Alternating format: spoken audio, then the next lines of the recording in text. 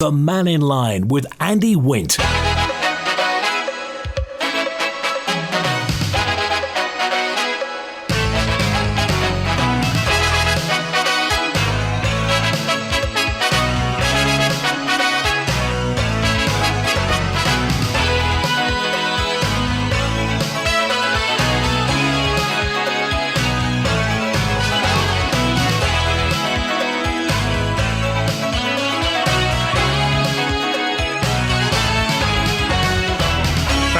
Good afternoon. Welcome to Mannin Line on Manx Radio. Text, email, call and WhatsApp. Remember, this is the only home of the halfway horse tram in the world. Another first for the Isle of Man. Home of the halfway horse tram. And what did you get up to this weekend? Anything spectacular? It was a lovely day on Saturday, wasn't it? Yesterday, not so. And we're at that kind of cusp at the moment as to what's happening. I got a note in on Friday that apparently you couldn't put luggage in that was more than 23 kilograms, individually that is. Apparently somebody said this is to protect the backs of the staff that have to lift it. Is that true? Having had a bad back from lifting, I think it's a good thing. So it's a maximum weight of luggage, individual items of luggage, is 23 kilograms if you're checking in as a foot passenger. So Howard's on now. Hi, Howard. Hello, Andy. Just in reference to that, the luggage, it used to be, as I say, again, I've kept reference to it, work at the airport, it used to be with the luggage handlers many a time in different places, and you'd see a case, and it would have a label on, heavy case. And that was a warning to the luggage handlers that it was over the prescribed weight. I remember that. When did that go? I don't know. I've been retired since 2008. Heavy item. That's it. Heavy item. Yeah. That was the one. Yeah, and that was to give the luggage handlers a little bit of warning that it is, and to be careful, or even a two-man job putting it into the hold. We used to put it up on the elevators, on the scuds, as they call them. And but even then, the man at the top had to catch it and place it in the hold. So it's not that, they do say a 22 kilo, which in effect it's around about 40 pound. So it's a heavy item, and especially in a restricted space, to be able to work with these in the hold of an aircraft. You're bent double in lots of cases and trying to pack them comfortably.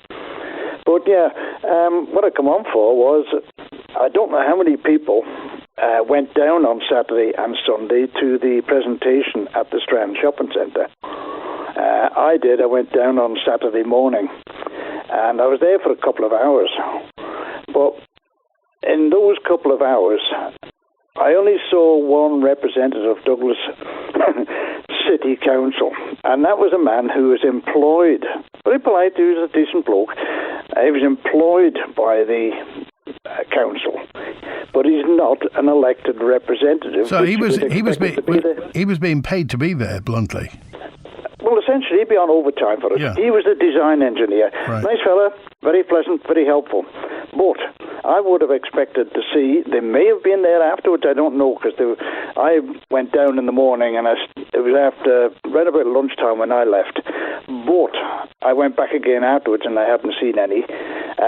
But why apparently there didn't appear to be any councillors, elected councillors down there, explaining their way through this.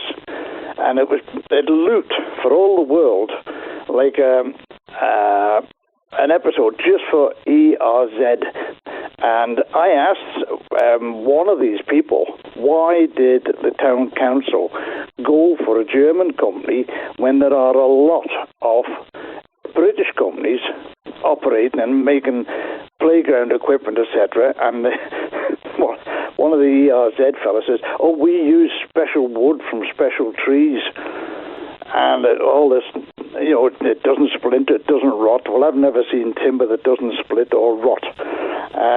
But what questions is why did they have to go to the European country, Germany, and have a company come in that's going to cost $1.5 million to do the job, which I've learned afterwards, is going to be on a loan from the Isle of Man Bank. So we're going to be paying the going rates, and it will be over a considerable number of years. So it's going to be over $2 million by the time they're finished. So it's an expensive item. What did you make of what you saw, Howard?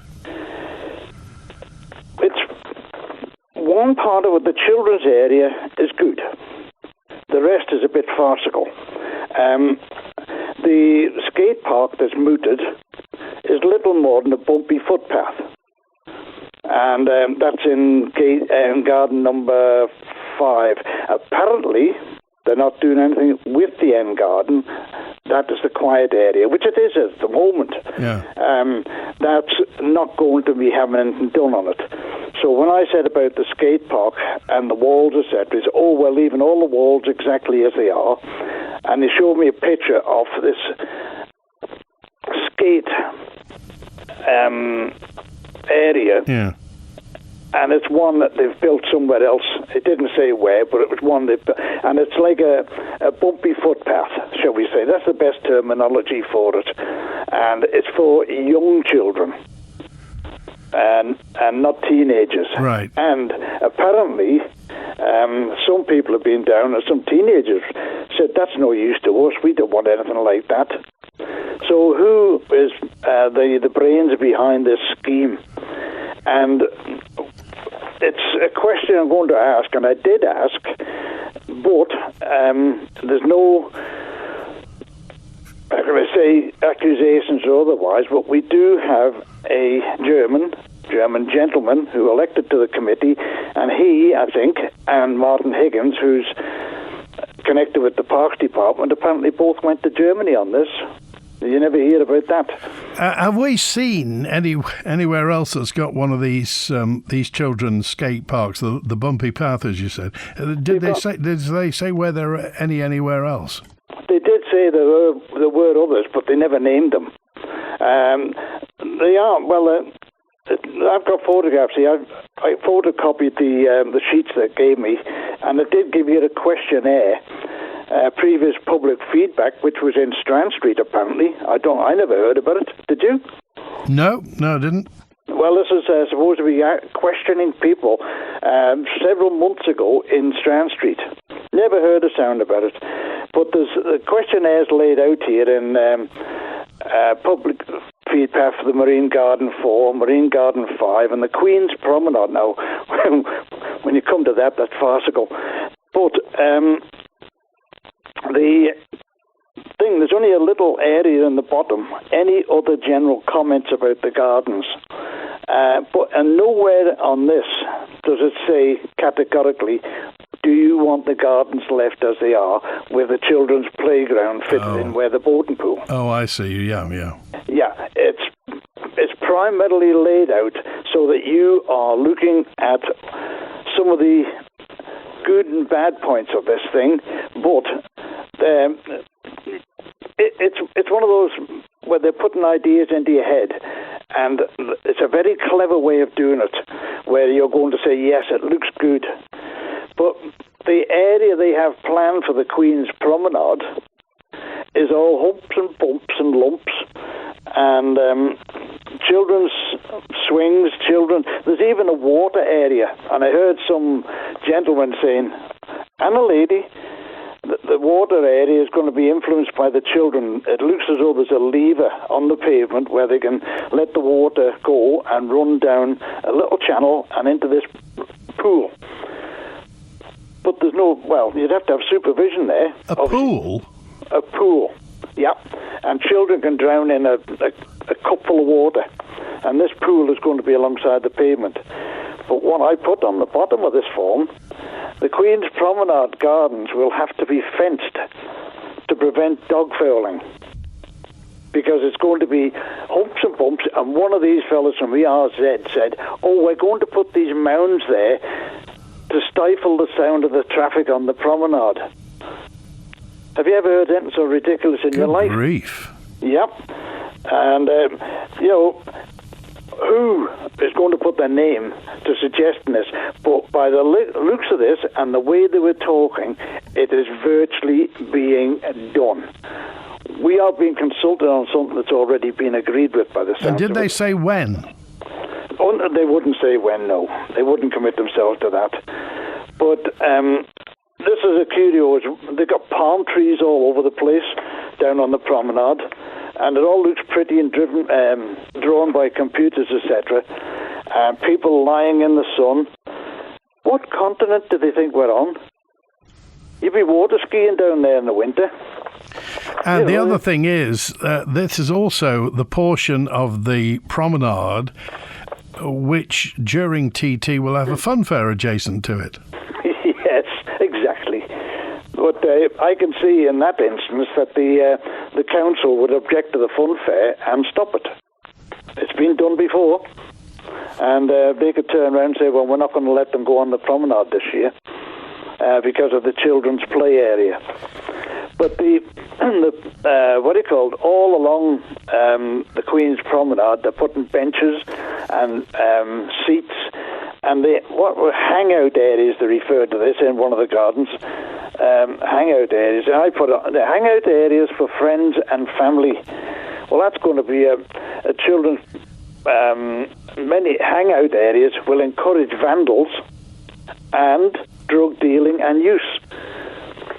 So the hangout areas and the promenade gardens will be number 5 gardens. That is open to abuse. At the moment, yes, if they go down there are little nooks and crannies in the corners. But if you do it purposely for hangout areas, nobody can object to it then. So what number is the final one by Greensills Corner? What garden is that? Number 6. Number 6. And tell me, is that water feature still at the end of number 6? Yes, the Lion's Head. Yeah. And on the outside of that, the Lion's Head is actually in the gardens. On the outside of that, there's a plaque, and it tells you when they were built and whose names are on it when they were built, etc. All the, I think it's Lord Raglan. I'm not sure, but the wishing well, as we term it, used to be at the Rendezvous. That was put in by, and I remember it there in the 1960s, by the Rotary Club, and the money's collected. Well, we used to empty it out, and the money was quite literally taken up to Blafton nurseries, washed, cleaned, and went to charity. So, but that's not going to get touched. But another idea they've got were these shelters that are in between the gardens, refurbish them and make them shelters. But the time I was working in the gardens down there, the benches were taken out because of people sleeping in them. Yeah. And you remember the ones under the Villa Arcade, the Colonnade rather. Yeah. They had pieces put in the metal straps so you couldn't lie on. You could sit on them. Yeah. But you couldn't stretch out on them. And eventually they took the walls down on either side of the shelters on the promenade for the same reason. People use them as toilets. Oh, great. So, yeah, well, this is all due to come back again if they start putting walls on and doing all sorts of things. Okay. All right, so anyway, Howard, marks out of 10 so far then for this proposed development? 0. Okay. The only thing I can say in its favour is they are eventually going to put a proper children's playground there. But one thing that the council have not said, when that was washed away, it was all hoo-ha, yes and no, when we're going to get the insurance. The insurance companies refused to pay out. Now, that's something they've not told us. So they never got paid for the damage to the children's equipment in that playground. Right. They got insurance for the damage that was done to the kiosk and a couple of other bits. Various aspects of the walls they couldn't insure. It was uninsurable and what they term as an act of God. So they never paid out. So the money they're talking about, £250,000 and this, that and the other, it obviously never turned up in the coffers of the... So please can someone come on from the council and clarify the situation, because we're being led by the nose to amazing amount of money going out of the coffers, and going to give serious debt for the next 30 years. Okay. All right. Appreciate that, Howard. Thanks for being with us. Okay. Thanks, Anne. Take care. Good to hear from you. I just wonder what you think if you went to see that particular exhibition about what's going to be happening where the children's playground is, whether it's going to be a skate park or a few skate humps, as it were. Any thoughts on this? Something's going to be done. That's a good thing. At least something's going to be done, whether it's the right thing. And also, is it just the fact that Douglas City Council have made their mind up already and this is nominally a consultation, or are they really taking people's views on board?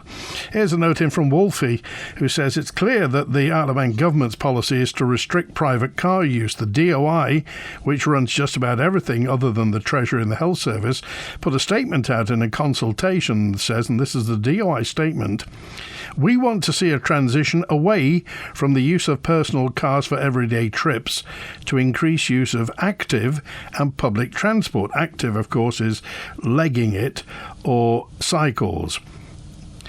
That being the fact, says Wolfie, I wonder how many MHKs are aware of this policy statement, a policy statement from DOI, and how many of them tomorrow are prepared to stop using their car. Both Laurie Hooper and Dr. Allinson have both publicly agreed with this, but so far, I, for one, living in Ramsey, have never seen either of them on a bus. Also, this is a reason that parking spaces are reducing on the prom. Is this so? So just where is this coming from? The DOI saying we want to reduce private car use and want to increase active and public transport. Why are our elected representatives bowing down in what appears to be silence to a policy that their constituents simply cannot and probably will not adhere to? As a pensioner, my wife and I live, as do many on the Isle of Man, in a rural location. We can't walk well over a mile to the nearest bus stop. Not that there's a bus shelter there anyway. So can our MHKs not understand the implications for people like us and many others, particularly those with small children, having to walk in the rain to a bus stop without a shelter and on return carry shopping bags back home? So where is this madness coming from? This is Wolfie's word, madness. Where's it coming from? And why are our MHKs, one can only assume, agreed with it? This is not fantasy or a wind-up, as any sane person might think, but it's on the government website today, and it says, DOI statement, we want to see transition away from use of personal cars for everyday trips to increase use of active and public transport. A note in from Henry, and Henry just says also, if it's true what you're saying about public transport, well, presumably now every MHK, every MLC, perhaps even senior government officials will now be giving up their car parking space at government offices. Because obviously, well, you could give them a bike stand if they're going to cycle in, but presumably they're all going to start using public transport. Or is it just us they want to use public transport? Thank you, Henry. Stephen's with us now. Hi, Stephen. Hi, Andy, and good afternoon, listeners. If I could just talk about a separate programme which was produced, and our own perspective programme. Yeah. Andy and listeners, did you watch the programme compiled by Manx.news that was circulating on YouTube, and I think done by Energy, where they interviewed some senior people in the tourist industry and the farming industry? Didn't see that one. No. What was it? What was the upshot of it? What was the content? Well, the upshot was what was nice about that particular program was they interviewed people in private industry who were affected by government decisions, or on that particular program, the lack of government decisions. And on the program, they did not, they asked to interview the Treasury Minister, but he wouldn't appear. Now, it appears to me with our own perspective program, we're not short of politicians, but we are short of getting views of private individuals and those affected by government decisions. For example, yesterday there was another programme concerning Peter Caranon and Paul Weatherall of Liberal Mannin, and previously there was a programme similar vein about housing with David Ashford. But there's been no interviews being done with the letting businesses, where the letting agencies, the estate agents, or private landlords. And I just would hope that the programme makers of our own Perspective programme will start trying to get some views of those that are affected by government legislation. I don't want to use the word "it's becoming too establishment," because I know the reply would be it's not. But I would hope that in the future we can get more people from the private sector who are affected by government decisions or the lack of government decisions to hear what they've got to say, rather than just politicians all the time. As I say, the one on Max.News where they interviewed several people, there it was a lack of the government side coming forward. So for our own, as you know, I'm a big supporter of Manx Radio, but I do feel that we're starting to miss a trick with our Perspective programme. It's too government-centred and not enough for those that are affected by government decisions. No, I mean, point taken. I can tell you, whenever we try to contact people who are affected by, and normally it's people who are affected by government decisions that contact us, and then we get in touch with them. But trying to, I mean, particularly you were talking about landlords and what have you. There is a landlords association, and we always used to go through that. But we're always more than welcome if anybody wants to phone up the newsroom or phone me up and put a point of view. Then we're more than happy to give people airtime and to share people's opinion where that's concerned. Andy, I do know that Mannin Line is an excellent medium for both parties, both politicians and the public, to interact with it. But I think the Sunday programme is starting to get a bit jaded and miss a trick with these things. So, as I say, I do hope it's gone. But the other side of the coin is, I do appreciate that it's very difficult sometimes to get some people in various sectors to speak, because it's the old adage on the island of keep your head down, say nothing, and don't bring attention to yourself. So it is difficult. I do appreciate that, but I think it's important for balance that we get both sides. After all, it's not political perspective. It's called the Perspective programme. So unless we get more balance in it, it's always going to come over as a political broadcast. Okay. No, I appreciate that. Thanks, Stephen. Thanking you. All right, it's 12:30 on Manx Radio, and if you want to, they have the same splash park as Ramsey, and young children don't go out without adults, so they are supervised, says this correspondent.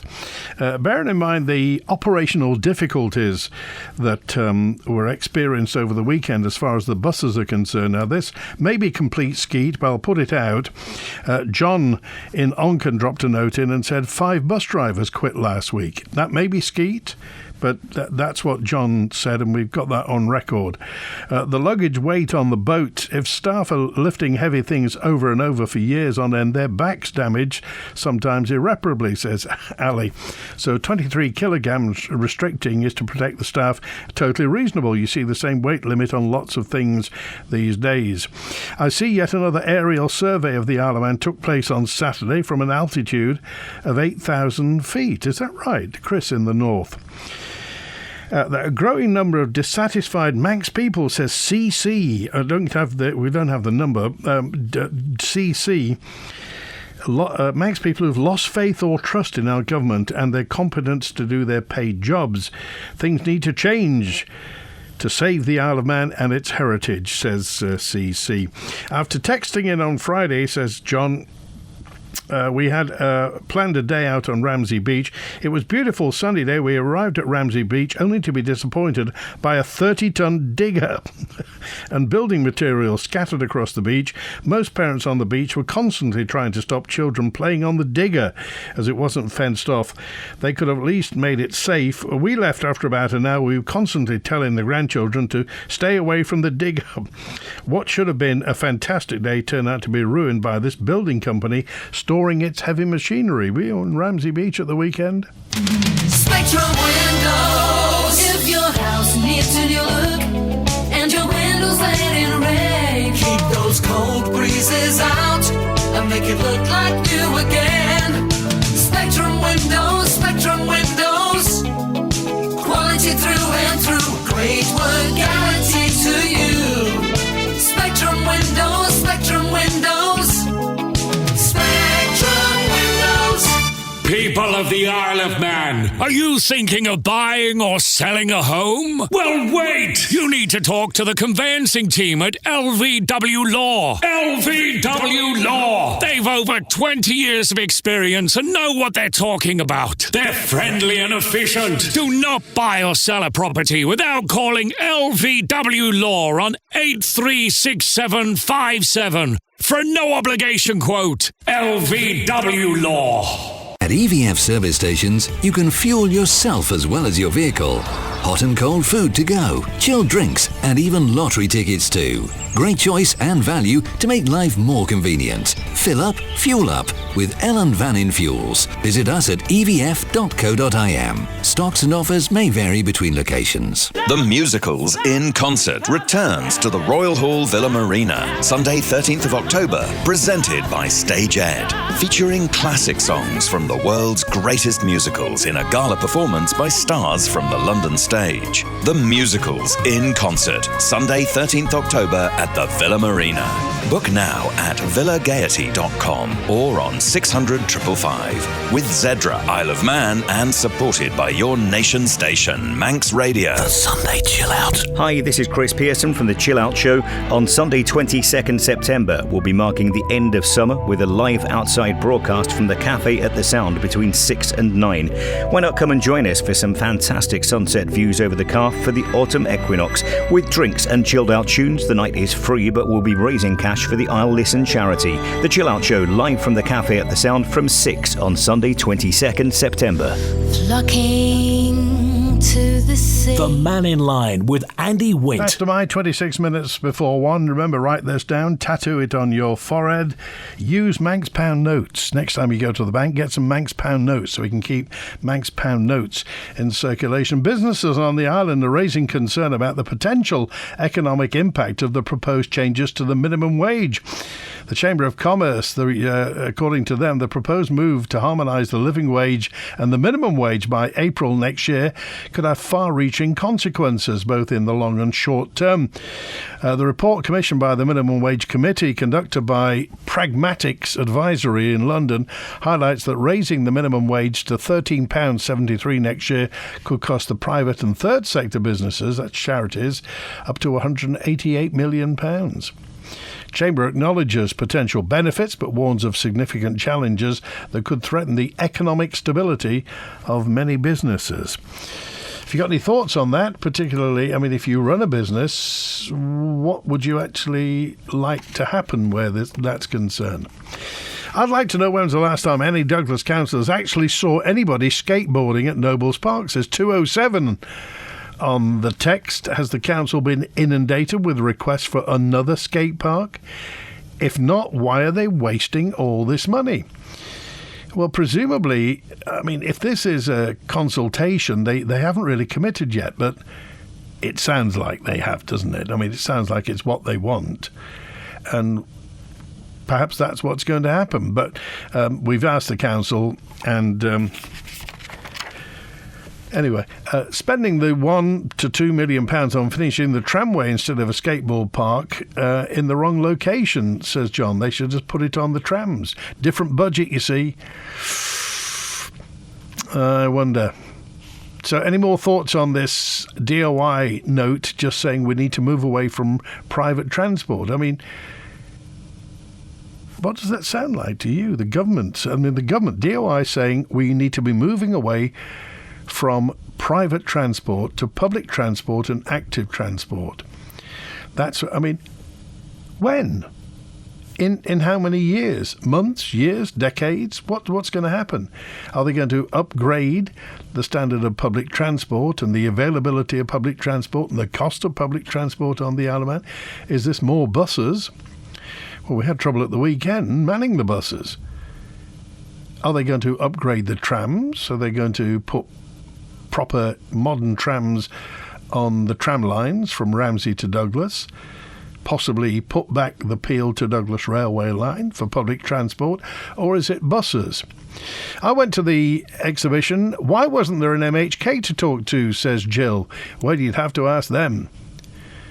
I agree with the last comment about the liberties of freedom to travel being removed by force, says 775. Remember, this is government. Government saying we should be, you should be, that's you, particularly if you're driving, you should be moving away from private transport and considering active transport or public transport. Well, why would any MHK use public transport when they can drive into a free parking space at most government buildings? They may talk a good game, but when it comes down to the nitty-gritty, business as usual, says Tony. And Charlie's on now. Hi, Charlie. Hi, they're talking about the minimum wage. Yeah. Fair enough. Everybody's entitled to a minimum wage. I was self-employed for 40 years. Right. But the government expect pensioners, a minimum wage would make out $22,000 a year now. Now, they expect pensioners to live on £10,000 a year. And that most pensioners are paid 50 years of stamps and insurance. Well, there seems to be something missing somewhere, doesn't there? Well, it does, yeah. The thing is, I went down to see if I could get a reduction on my car tax because I had a disabled vehicle. Because I wasn't on benefits, I wasn't entitled to it. Yet a fella in front of me states he'd just come off the boat that night.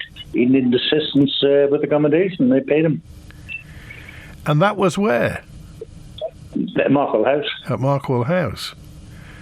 I've got a disabled vehicle with a ramp at the back for a wheelchair.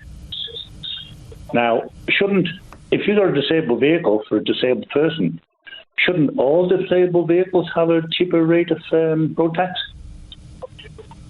Well, as you say, at the moment, there isn't, and you wonder why. Yeah. Well, the thing is, what I started paying for in the 60s, stamps and insurance, it's nothing like where you are now. You're not entitled to anything. I've seen people getting prosecuted for not paying stamps and insurance. Yet I know a person who lived in Spain for 20-odd years, came back here because of ill health, got a job with a government concern, was told that before he retired he didn't have enough stamps. He paid up 2 or 3 years of stamps, so he ended up paying 30 years of stamps, but gets the same pension as a normal pensioner who's paid 50 years of stamps. And what do you think about that? I think it's disgusting. It should be worked on how many years you paid in.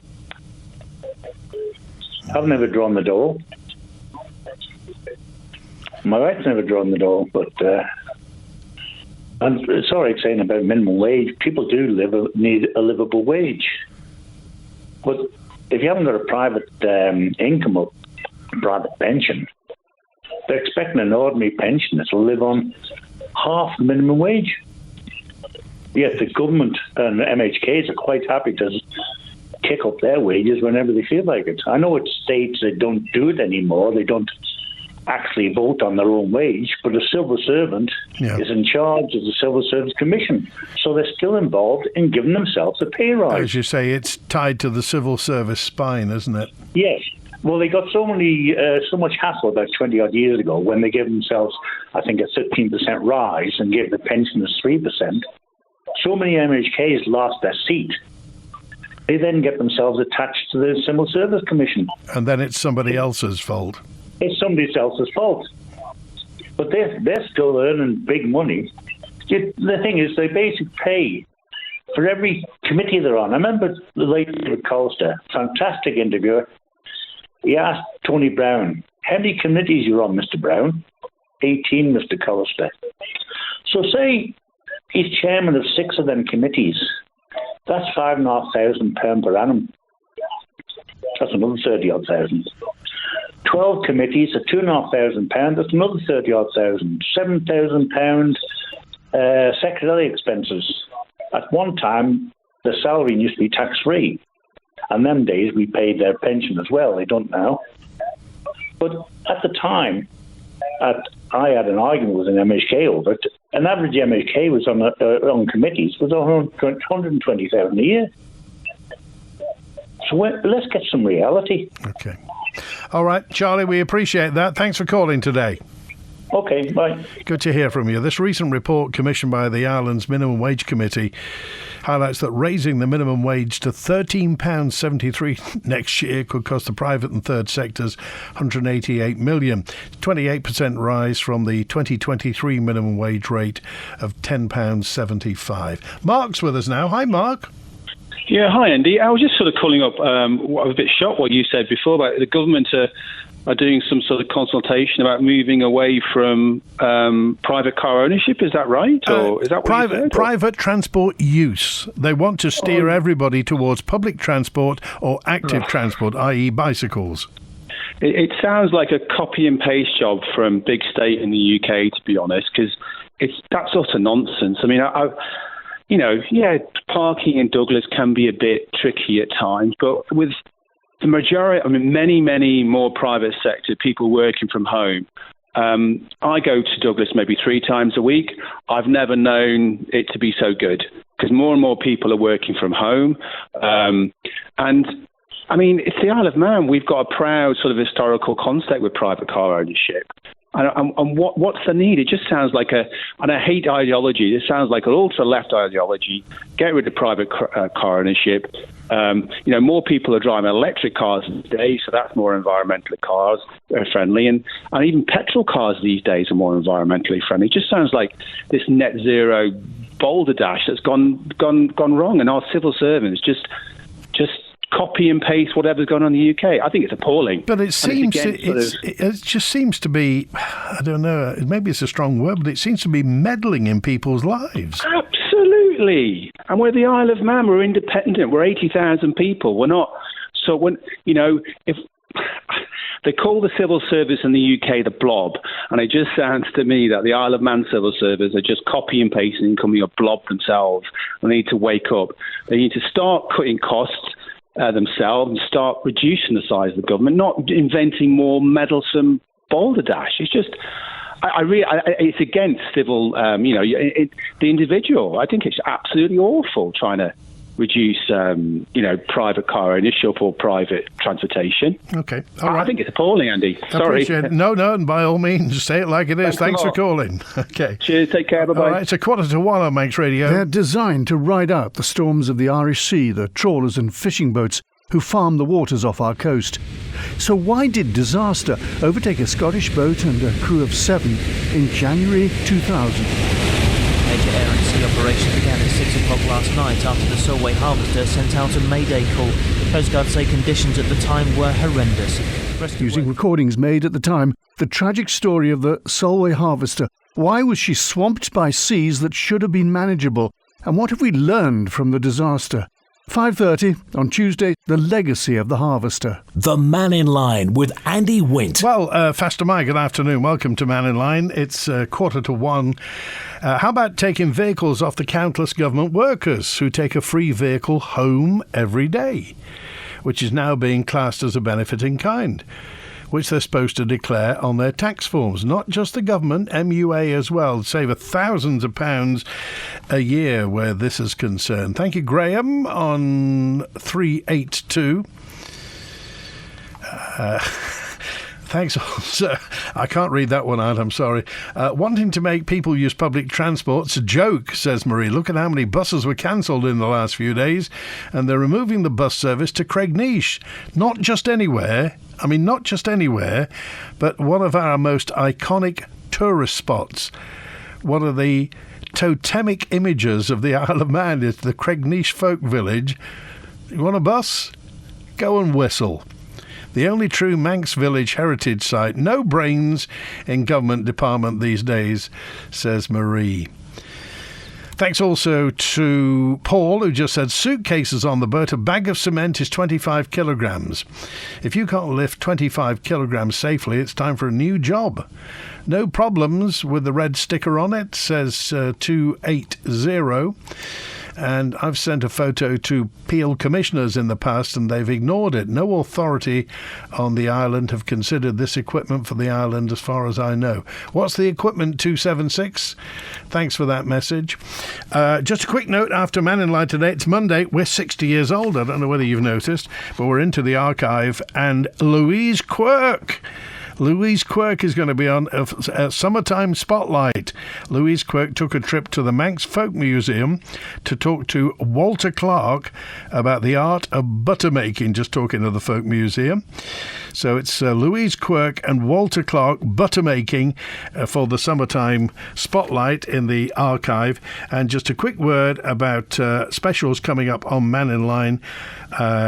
Next week we've got, on Friday the 20th, Tim Johnson, MHK, is going to be here, Enterprise Minister, and Mark Lewin, the Chief Officer. So it's Enterprise a week on Friday, Tim Johnson and Mark Lewin from Enterprise. A fortnight on Friday, the 27th of September. Chief Minister's going to be on, Alfred Cannon, MHK. And Juan's with us now on Mannin Line. Hi, Juan. How are you, Andy? That was a lovely day of summer we had on Saturday, wasn't it? Wasn't it fantastic? Was the water warm? Did you do the tin bath race in the end? No. No, but Lewis Foster did, and I think he actually completed it. Did he? My goodness. There you go. I was at, where was I on Saturday? I was at the South African Lekker Festival at the Fun Barn. Very, very, very busy, and a lot of rugby supporters there. Bit of a braai, was it? It was a bit of a braai, yes. On our one summer's day that we had, a bit of a braai. Just a couple of mishmash things. Just following on there on the report on the Charlie Murray did, I think was brought up by Manx News. Yep. Very interesting one to watch, Andy.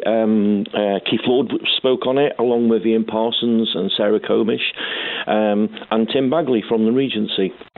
And a lot of points brought forward, which we've spoke about on this show many, many times. And I've spoke to Tim recently in the last month or so on some of these points.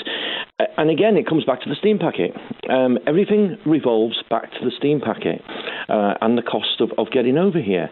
I don't know. I'm trying to work out. We've got 5 new hotels going up, 4 in Douglas, and I think 1 in the south of the island. Yeah. And I'm wondering, where's the fill rate going to be for these bed spaces if the people are not coming here? Well, presumably, you wouldn't put in the amount of money. The one that's going to be it's going to be a new Villiers Hotel, isn't it? When that's there, that's going to be an iconic location. So presumably the people that are shelling the money into these, they must know that. As you say, you need a certain occupancy rate to turn a penny.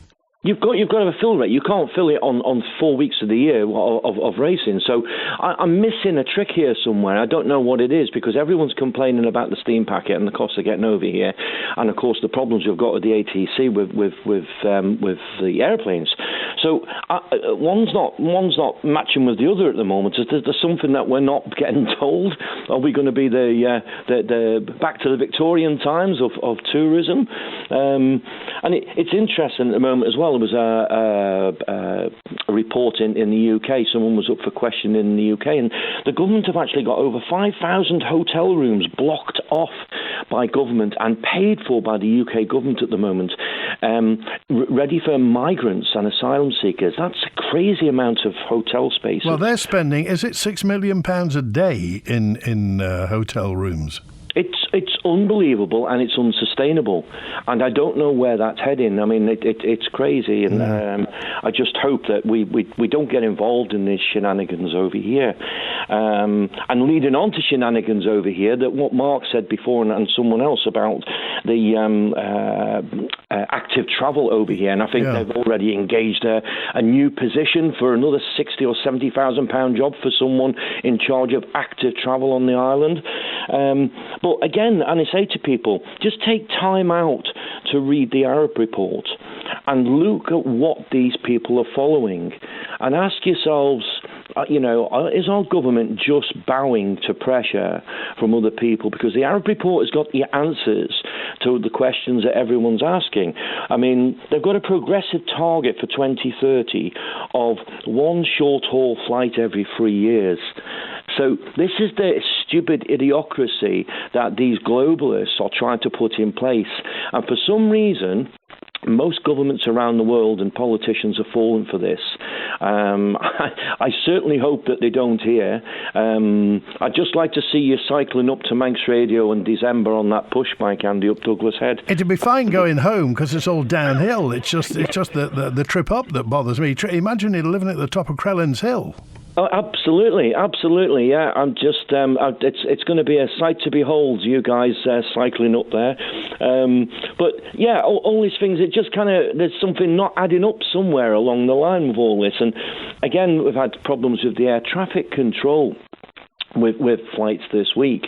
And again, how sustainable is that for an airline when they keep getting these stoppages? And they were warned 10 to 15 years ago that this would come back and bite them, the cost cutting and the lack of training for ATCs. It's not a job that you can just put someone in 5 minutes. Okay. And they were told this would happen.